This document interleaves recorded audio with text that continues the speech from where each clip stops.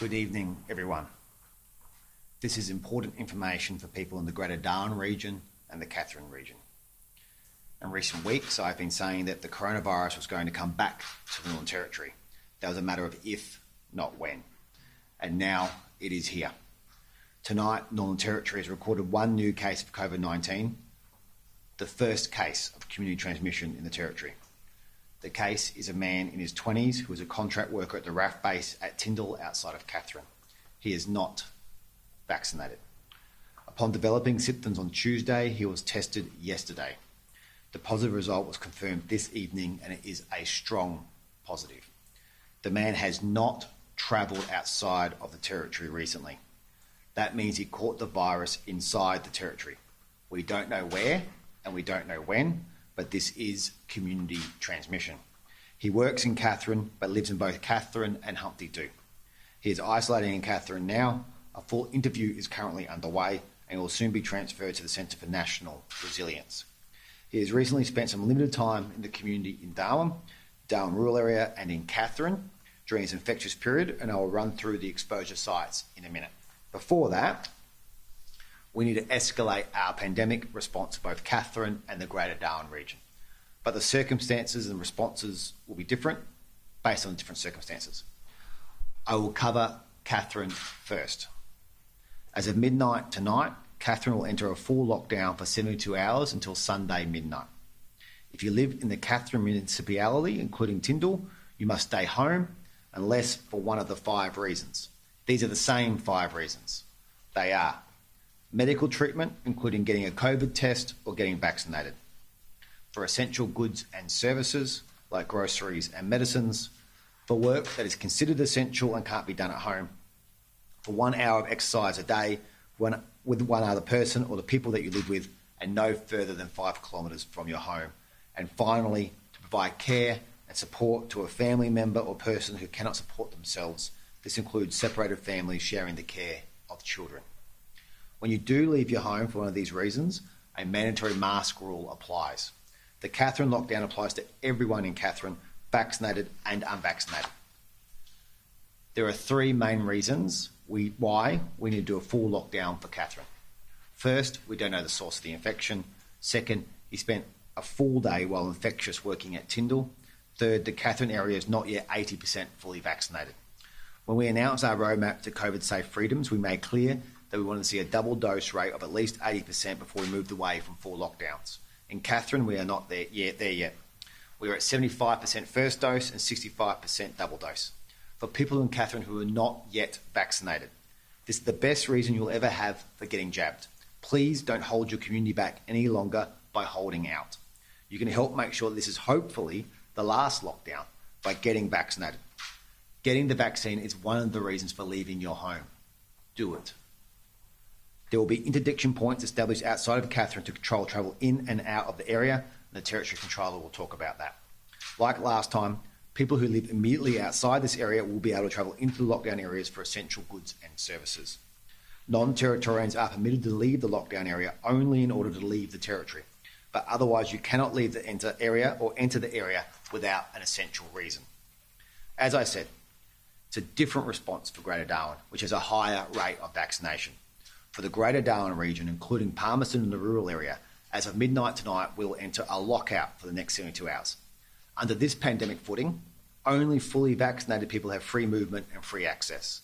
If you are fully vaccinated in the Greater Darwin region, you can go to work, you can hit the shops, you can visit the homes of other fully vaccinated people. The only restriction is that a mandatory mask rule applies for the next 72 hours. If you are in the Greater Darwin region and you are not fully vaccinated, then you are under a lockdown order and you can only leave your home for one of the 5 reasons. For everyone in the Greater Darwin region, both vaccinated and unvaccinated, you must stay within the Greater Darwin region for the next 3 days. In terms of locking down only the unvaccinated in Greater Darwin, I flagged this approach nearly 2 months ago. It is not a surprise to anyone. Everybody knew that this is the footing that we were moving to, only locking down the unvaccinated. I'll make a few more points about this. Most important, this doesn't rule out a full lockdown if circumstances change. If this outbreak grows quickly, we may have to escalate, but we are starting with a lockout. In terms of how this practically will work in workplaces and businesses, for customers and visitors. As well as checking in with the QR code, People will be required to show their vaccination certificate to a staff member upon entry. If you haven't downloaded your vac certificate, now it's time to do it because you need it. For unvaccinated workers, unless you are an essential worker who would usually work during a lockdown, then you are in lockdown. For kids, whether kids are vaccinated or unvaccinated, they are still allowed to attend school, childcare and sport. I don't want to punish kids if their parents aren't allowing them to be vaccinated or haven't got around to it yet. But they are at risk if they aren't vaccinated, so get your kids vaccinated. This will be clunky over the next few days. Our app for the vaccination certificate is only about a week away, but it's not ready yet. That means there's going to be a hell of a lot of cooperation needed by customers visiting businesses. I know this is going to be really tough, but the alternative is a full lockdown. And I know businesses would rather keep 80% of their customers than lose them all this weekend. The CHO direction will require businesses to check vaccination certificates and customers to show them. But I want to be really clear. We are not interested in enforcing this against businesses right now. We are asking you to help us.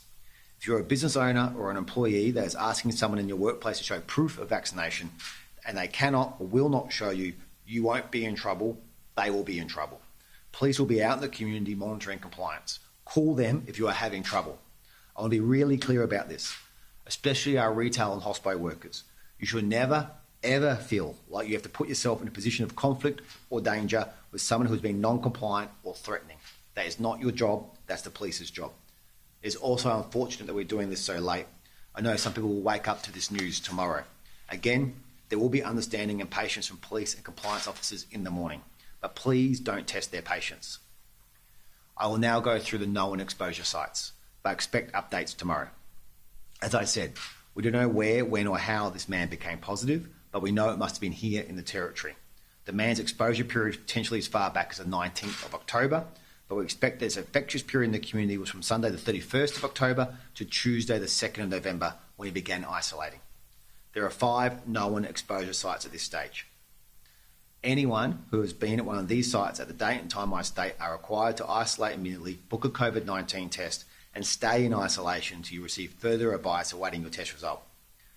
The first exposure site is the Monsoons nightclub in Darwin on Friday the 29th of October. We don't have a time period for monsoons yet, so if you were at monsoons at any point on Friday, you are required to isolate and get tested. This is before the infectious period, but given his exposure period and given how many people would have been there, this may have been the site he contracted at, so we're being extra cautious. The second site is a fishing charter run by the Equinox company that left Darwin on Sunday the 31st of October between 6 a.m. and 2 p.m. The third exposure site is Noonamah Service Station on Monday the 1st of November at 6:30 a.m. The fourth exposure site is a Tyndall RAF base on Monday the 1st and Tuesday the 2nd between 6:30 a.m. and 5 p.m. on both days. The final exposure site is the Katherine Club on Monday the 1st between 5 p.m. and 6 p.m. The man has housemates in Katherine and in Humpty Doo. They are all in isolation, tested, interviewed, and contact tracing for them will commence.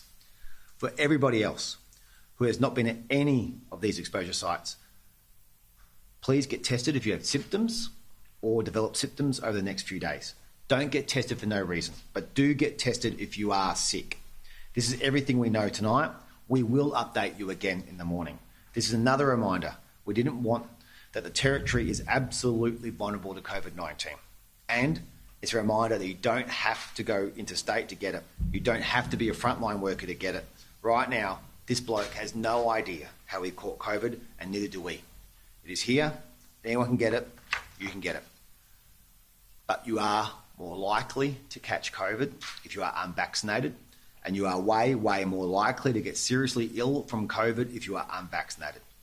This is a message to every unvaccinated Territorian. You are in the firing line. I am not above begging, and this is me begging you. Please, please get vaccinated. Get vaccinated tomorrow. For yourself, for your kids, for your elders, to keep your community safe and our country strong. For the love of God, get vaccinated.